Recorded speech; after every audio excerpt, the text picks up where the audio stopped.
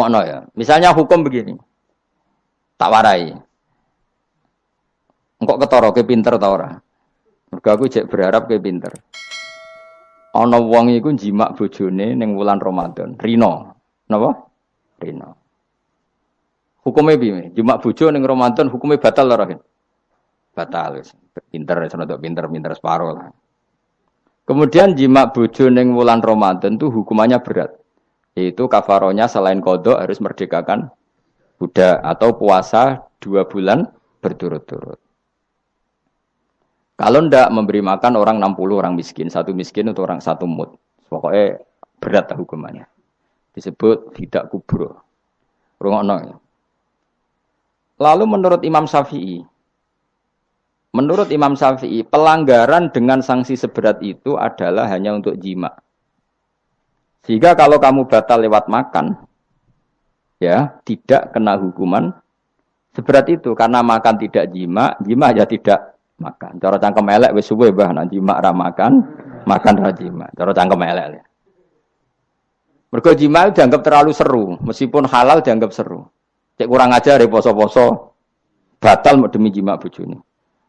Ya tentu iki contoh bojo ayu, bojo elek wis ora kepikiran. Ya coba bayangno mosok lho Gus, ngempet sedina ra kowe bojomu elek dadi ra bayangno. Kowe kok coba bayangno ambek awakmu to. Iki bayangno iku wong Arab mangane daging, ke mangane mendoan.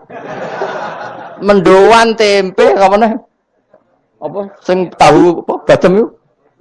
Tahu susur terus apa? Jadah terong yo mesti subhanallah. Ora iso dikiyasno. Wis mangane mendoan bojone elek ora ngarah kecelakaan ngono. Iku bayangno wong Arab mangane daging bojone. Ayo. Wes Mustafa khusuk lah cara wong Arab sing ayu bangir lho. Wes ora ngarep iso ngempet tak jamin. Posisi gelem halal. Jadi kok coba yang awakmu dhewe sing mangane napa? Mendoan tahu susur kan. Jadah. Iku ora sereten nek sak apik. Kula pertama mangan jadah iku kaget. Kula niku kan rada kiai lho. Rada kiai iku nak mangan niku golek sing gampang. Bar jadah tak pangan kelet kabeh bingung. Sesuai ning Jogja kulino kan. Aku dhisik ora kulino mangan yang seperti itu. Sesuai saiki kulino. Alhamdulillah ora tau keleleden. Pertama keleleden. Aneh cara daerah kula kan apa? Aneh. Pomene jenenge jadah kok elek temen. Kira apa maknane jadah? Jenenge tok sing elek, rasane enak. Maksudnya jadah ketan sing enak ora mbok terusno. Oh, musuh zaman hoax ini bahaya nek gak diterangno detail. Rungokno tenan, iki tak latih alim ya, mergo ilmu barokah. Kula nu untuk barokah ulama-ulama sing mun kabundut maupun sing ijek sugeng. Rungokno. Sehingga cara Imam Syafi'i ya jima itu tidak makan itu tidak. Nah, oke, kita setuju. Karena jima itu dianggap terlalu serem. Napa? Ya serem tuh misalnya ngene, kowe mertamu gone rugen, terus mangan segone kan normal, terus pamit. Kan nyeleh kamar aku jima bojoku. Kurang ajar ta, tamu ngene kurang ajar ta. Ya kurang ajar. Tapi cara pikiran Imam Malik, ini mazhab Maliki. Kenapa hukumannya seberat itu? Rungokno. Kenapa hukumannya seberat? Karena hadku hurmati Ramadan min ghairi udrin syar'iyyan. Melecehkan Ramadan, tidak menghormati harkat Ramadan dengan tanpa uzur yang syar'i. Sehingga kalau kamu makan mie atau makan sate atau makan jadah tanpa uzur syar'i, tanpa sakit, maka hukumannya sama. Karena dianggap melecehkan Ramadan tanpa uzur syar'i. Imam Malik cara berpikir, memangnya jima bojo statusnya haram kan tidak zina. Jima bojo status halal apa haram? Halal, bedanya apa dengan makan? Kejima lebih mangan bedanya apa dalam hukum halalnya? Sama kan? Kenapa hukumannya berat padahal jima itu halal? Karena hadku hurmati Ramadan min ghairi udhrin syar'iyyan, merusak kehormatan Ramadan tanpa udzur syara' sehingga dihukum seberat itu. Kalau gitu tidak harus jima, makan ya sama, rokokan ya sama, apa saja sama. Paham ya? Ya sudah seperti itu, namanya al-hikin nazir bin nazir wal asbah bil asbah. Maka menjadi lazim dalam hukum fikih ketika sesuatu disebut itu mewakili yang lain yang semakna, jadi disebut kias. Saiki wong malah gergakno sunah Nabi keliru. Sunahnya mana? Sunah mbahmu. Zaman Nabi Sugeng wis ana kias. Justru Nabi menyuruh kita pakai kias karena sunnah itu tidak cukup. Kenapa tidak cukup? Karena Nabi yang pernah dilakukan Nabi tentu jumlahnya terbatas. Mau tidak mau dalam hukum terkini kita pakai kias. Saya sidik-sidik orang oleh kias kudu sunnah. Maka untuk melawan seperti itu saya kudu cangkem elek gerem. Tapi cangkem elek kerapik ulama kok cangkem elek. Malah tak wakil lo kuwe sing wis pantes cangkem elek ngono. Kalau di murid, cangkem elek kan, ya kok gue ngono maksudnya ditakoki, gimana hukumnya salaman setelah sholat? Oh enggak ada tuntunannya, bid'ah. Dari sing sitok, kubu sebelah mau corone. Dari sing santriku ya rada kurang ajar, kok gue ini. Dari santriku, ya ada usah dihukumi bid'ah, biasa saja. Mana ada di fikih hukum biasa saja? Ya pokoknya biasa saja. Alasannya apa? Kamu setelah sholat ke kamar mandi boleh enggak? Boleh. Kamu setelah sholat kencing boleh enggak? Boleh. Ke kamar mandi kencing boleh. Lalu nyalakan HP boleh. Nah, kenapa kalau salaman enggak boleh? Bedanya apa dengan nyalakan HP? Waduh cangkem elek. Iya cerita cangkem elek. Maksudnya itu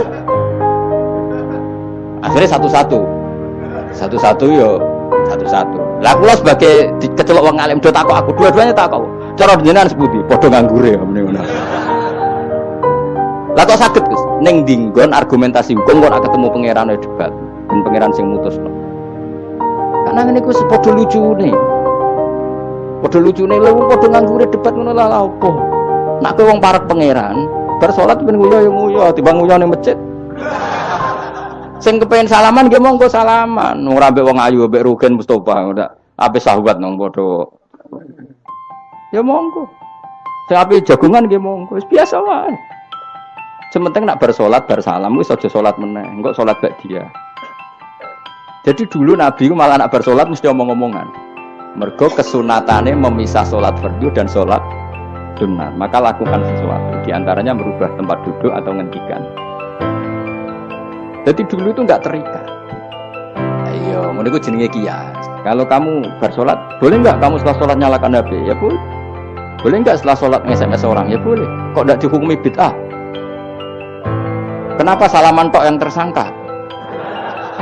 Nah itu kias. Tapi kalau terus mendingin berhubung sama-sama nggak ada dalilnya, milih yang nggak salaman. Tepaan pinggirnya kira cocok. Tapi ada ngono jujur, yang ini enak cocok salaman, atau cocok terusah. Malah angel meneh kan hukum ngono kan. Tapi susahnya apa sih kita tidak ngomong seperti itu? Sing salaman yo keben, ini alam demokrasi. Saya salaman yo. Ini biasa.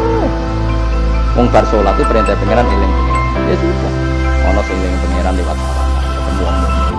Ana sing carane eling pangeran nduwi lu terus maca tasbih. Ana sing nganggo tasbih bid'ah, nganggo drijine. Ya monggo sementing aja misoi wong. Susah ya apa sih? Waras sithik maksudnya ilmiah sithik. Nah sekarang saya tak bedheki, kayak saiki mazhab Maliki apa Hambali, apa Syafi'i. Mau udah bedhekan mau. Maka terus diputuskan kalau enggak ada sunnah Rasul maka al-hikin nazir bin nazir, hukum sing mirip-mirip. Sekarang begini misalnya contohnya. Saya berkali-kali cerita, ini anekdot tapi nyata. Ada seorang alumni penggaweane nabok ibu Juni. Nabok itu kan dengan tangan. Nabok dalam bahasa Jawa dengan tangan kan. Bareng kiai ini dilapuri. Kadang kan jogeman nabok ibu Juni. Gang Rongulan bojone Rugen lapor aku, Gus sakniki mboten naboki, nyaduki. Bareng Rugen tak celuk, "Ben, kok cek nyaduki piye?" Jare sing haram naboki, Gus. Sakniki tak leh nyaduki. Terus aku mending ngene, "Ya aja nyaduki." Gang Rongulan bojone lapor, sakniki ngidoni. Hanya karena terjebak tekstual, apa? Tekstual. Berhubung naboki tidak nyaduki, kalau naboki haram nyaduki ra mesti haram, itu terjebak apa? Tekstual. Coba kalau dia waras sedikit, makna haram naboki itu menyakiti. Saya ulang lagi, makna haram naboki itu maka nyadui juga sama, ngidoni juga sama, ngember nganti utang-utang tonggo yo sama, karena itu sakit loh perempuan utang-utang. Pemilih di cerdas ngono, terus bertakoi sunnah rasulnya mana? Bar saya. Ya malah nak pangeran ngendikan ning wong tua mau fala taqul lahuma uffin. Jangan katakan hus, terus dia mendingin jancuk bapak. Loh, kok meni jancuk? Kan tidak ufin. Waras to ora wong sing muni ngono. Kowe sing muni ora lho. Maka sebetulnya zaman Nabi itu sudah ngendikan al-hikin nazir bin nazir. Sehingga kalau orang tua haram dikatakan hus, maknanya haram disa itu yang maknanya sejenis maka sah. Jadi mulai dulu kias itu ada, meskipun ya tentu jangan kebablasan. Yang tanpa ilmu itu kias yang kebablasan. Maka ini penting sekali ngaji. Nah, para delegasinya Rasulullah dulu dibekali gitu. Sayyidina Ali ditanya terus kaidahnya yasiru wala tu'asiru basiru wala tunafiru. Bikin mudah, bikin ceria, jangan bikin susah. Bikin gembira, jangan bikin susah. Mulane kalau ngaji seneng guyon. Perkara ini kowe wis sumpek ning omah, rai-raimu wis rai sumpek. Lah wis sumpek ning nggon ngaji, disumpekno pisan. Kan sumpek dobel. Stres malah ngel-ngel wong. Jadi tidak guyon ae ben rileks, lali utang sejenak, no. Mergo nak dawe Nabi jelas basiru beri berita gembira. Pokoke teko ngaji ra paham lah swarga. Wis pokoke kaya berita gembira. Mbok tenan apa ora sok mben kok. Cocokane sok mben. Ya agak-agak tenan, aku ikhlas ya tenan. Mulane cara kiai-kiai kuno nak ngakali. Yo kowe ngaji mbek aku mesti swarga, asal ikhlas. Ana tambahane ana asal ikhlas wae. Jadi saya ulang lagi ya, kias itu enggak bisa dihindari karena yang dialami Nabi itu hanya jumlahnya terbatas. Lalu sahabat tahu ini hukum ini ikut partai ini partai ini. Tahu. Karena al-hikin nazir bin nazir wal albah bil asbah. Ini Imam Suyuti ngarang kitab al-asbah wan nadzair. Jadi cari mirip-miripnya. Misalnya gini, tak beri contoh. Aku sholat kan ya. Allahu Akbar. Kemudian ada setengah upo, bukan sampai satu. Titik. Tilik terus telek. Itu kecelok makan apa kecelok keuntal? Loh, cilik kelek. Kecelok makan apa kecelok keuntal? Keuntal. Maka potensi tidak batal itu tinggi. Tapi nak upo sitok ning tangan mbok jupo. Wis salat maksudnya, terus mbok lebokno. Iku keuntal apa mangan? Mangan. Jadi akhirnya kita bedakan mana yang amdan, mana yang sahwan. Sehingga yang amdan meskipun kecil hukumnya makan. Kalau makan berarti membatalkan sholat. Tapi ning bab tamu, sholat itu batal dengan makan. Tapi ning bab tamu, jong tamune kayak no mangan, tamune kasih makan. Terus bukai uposito. Ini di bab sholat sudah makan namanya.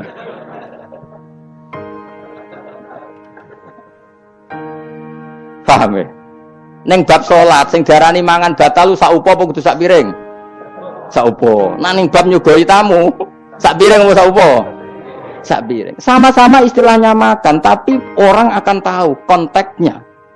Makanya dibutuhkan kontekstualis muqtadul hal, bukan sekedar tekstual. Nah sekarang orang malah mau didorong supaya terlalu tekstual, ya tidak bisa. Apa ngajak goblok bareng? Lah nak nuruti bid'ah kowe ngaji bid'ah, mana ada Nabi wa tafsir Jalalain.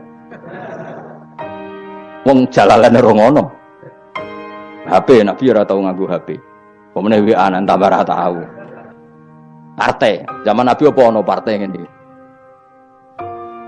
Sesuai tak takoki, lha kowe salat kok ning Indonesia, Nabi ora tau lho salat ning Indonesia.